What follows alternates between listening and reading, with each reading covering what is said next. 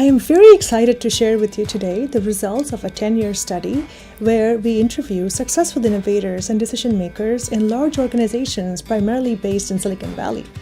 We uncovered a simple formula by which innovators can successfully gain adoption for their ideas in large organizations. Businesses always say they value new and innovative ideas. Companies spend millions of dollars on innovation each year.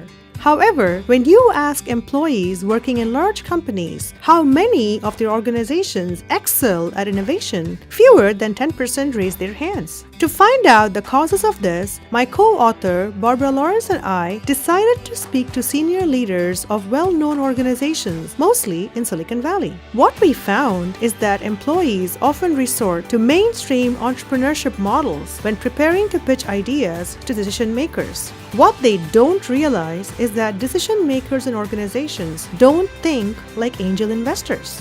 To help you disrupt this inefficient cycle, we've come up with a formula to unlock hundreds of innovative possibilities, and it consists of 5 simple steps. On steps 1 and 2, you need to assess how your idea fits with your company's existing strategies and core competencies. Let's say you're an employee working at Subway and you propose an idea for freshly prepared healthy Mexican food.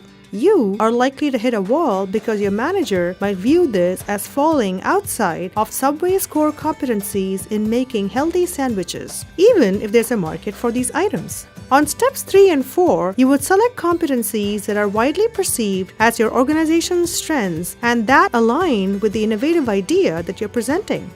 When you tell senior managers at Subway that freshly prepared sandwiches is their strength, they will all agree with you, paving up the path to a new idea.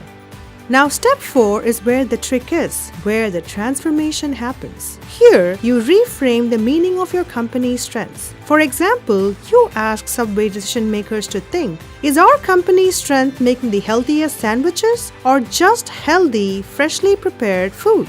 By reframing a company's core competencies from strengths in products and services, that is, in making sandwiches, to strengths in processes, that is, in sourcing and preparing fresh food, you can convince your decision makers to use the same competencies on a new innovation.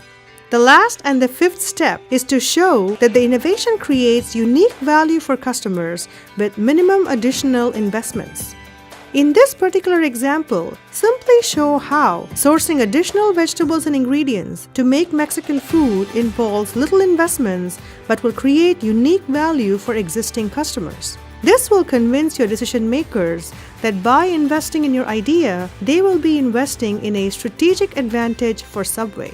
Understanding these 5 steps gives you the power to really propose solutions that will be accepted by decision makers to propel your organization to the next level. The results of the study have been published in Strategic Management Journal, a premier journal in the field of strategy.